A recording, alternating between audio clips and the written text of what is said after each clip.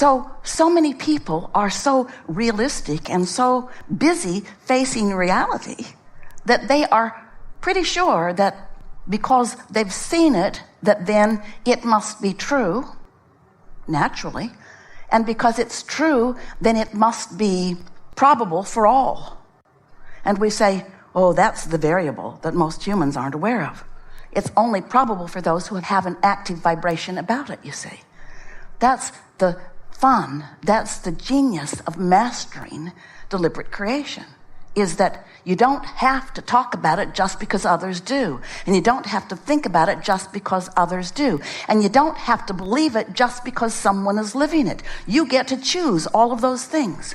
You get to choose what you believe. You get to choose what you make true. You get to choose what you make true. You are already choosing what you make true. And so, because you create your own reality, and because you have an inner being who is so, beneficial to you and so aware of who you are and so rooting for you to have the things that this life has shown you that you want, you have a tremendous advantage, because this is a really important thing to get hold of. One who is connected to this stream of who you really are, one who's in vibrational sync, in alignment with the energy of your source, that ever-expanding energy, expanding because of the choices that you are making. One who is in alignment with that is more powerful than millions who are not. There is no comparison between the point of attraction that your inner being holds and is, and that of most humans, because your inner being does not split energy. Your inner being doesn't say, well, they want this, but they think about that. Your inner being simply says, they want this, and therefore it is. Therefore it is. So when we say to you, ask and it is given, we're not kidding even a little bit. When your life causes you to ask, there is a vibrational response to that asking that is immediate and magnificent. You just gotta find a way of tuning to the frequency of that. And we know it's a little tricky, because your life has caused you to know what you don't want. In fact, that's the whole reason you're asking for this. So it is logical that what you don't want would be a stronger, more active vibration. After all, it's something that you're witnessing. It's something that you're experiencing. It's something that people are talking about. We get it while it feels bigger, but it isn't. We get it while it feels more real, but it isn't. We get it while it feels more powerful to you, but it is not. It is flimsy and weak and nothing more than the bouncing off place to who you really are and where you're really going. So you've got choices all day, every day, in every moment of every day, in every waking moment. You have the choice of focusing in the direction of what you have manifested in your vortex, or what is manifested around you in the physical. And we got to say to you, what's manifested in the physical, thoughts that have turned to things, that's old news. That's like gum that you've chewed the flavor out of. It isn't really what you want to give your attention to. It isn't where you're going. It's where you have been. It's where maybe you might think that you are. But when you take the whole of who you are, when you see the whole of who you are way more than what's manifested so far. In fact, you are so much more than what you think has manifested so far that your inner being spends no time focused upon what you think you are. Your inner being only focuses upon who your inner being knows you to be. And the component of what you're asking for, the component of your continuing fresh new desires, is the largest part of all of that. We've just described to you the evolution of all species. We've just described to you what puts the eternalness in eternity. We've just described to you who you are as a creator. You just have some choices to make, and this is a wonderful opportunity. While we're all together, chewing with each other, you get to decide whether you are a creator by default, which means you're observing and regurgitating and achieving a point of attraction just based upon what you're observing with very little attention to how it feels when you observe it, or whether you are a creator, a deliberate creator, a deliberate creator.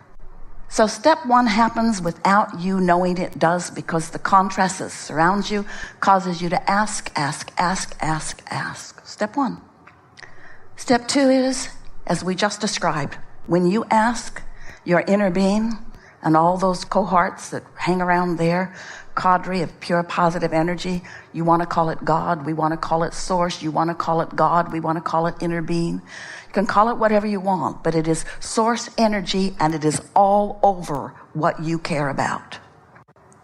Step two, you ask, and it has been given. It is given in the moment of the asking. Step three, that's where you get more intentional. That's where you choose thoughts that match what you want, rather than thoughts that justify why you don't want what you don't want. Pretty interesting how you've come to that. We think your mother trained you away from your inner being.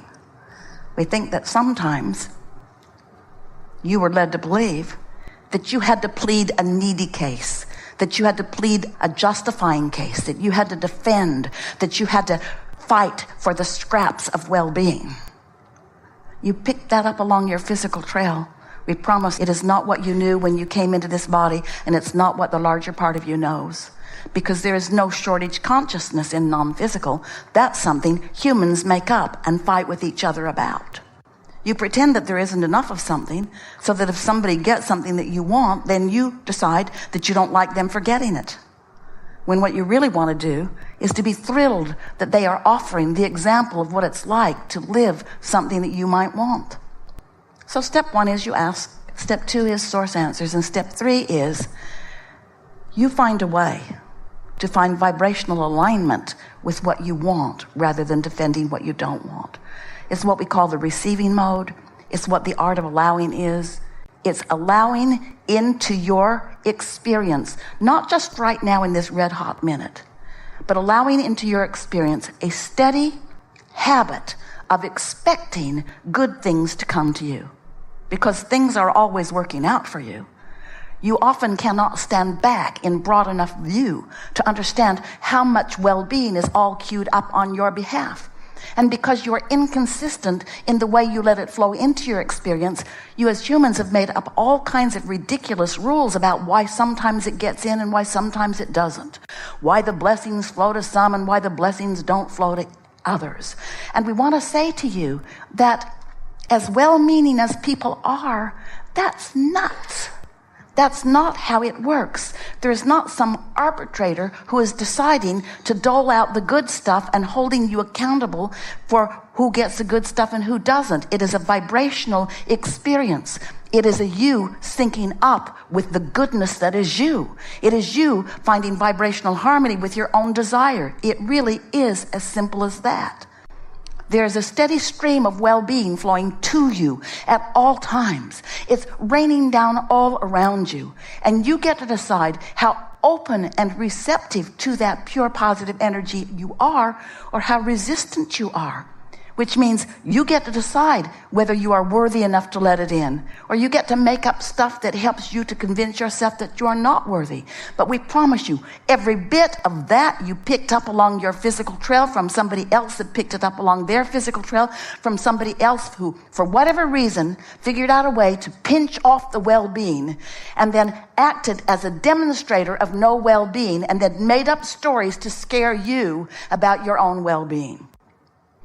Most people want to control the environment around them, which includes you. And so there are all kinds of crazy things that are told to you to make you conform so that they can observe more of what they seem to need to observe in order to feel good. They will say to you, if you are speaking as we are, or even to us, they will say, "You teach selfishness." And we say, "Yes, we do." Because if you are not aware of self, and if you are not selfish enough to sync up with the true self that is you, if you are not selfish enough to be the true self, the total self, the whole self that is you, then you got some resistance going on. There's split energy in you, and you don't feel that good. That's what negative emotion is. Negative emotion every single time is you asking for something with the source energy part of you and denying yourself of it with the physical part of you. It's you facing a reality of some sort that you don't want and speaking of it in order to convince someone that somebody should do something so that you can get more of what you want. That we don't disagree with. Somebody should do something, and that somebody that should, or the only one who can, is you. You're the only one who can come into vibrational alignment with your own inner being. We know it's nice when there are lovelies around you who stand on their head. You think it's nice to please you. But in the long run, it doesn't really help you because they train you away from your own ability to focus yourself into the alignment that you want. In other words, if someone's always behaving in a way and all you have to do is observe them, then you get pretty lazy in your observation. And when you're lazy in your observation, then you are most often full of vibrational resistance that is holding apart from you things that you want. And then you make up stories about why that is so.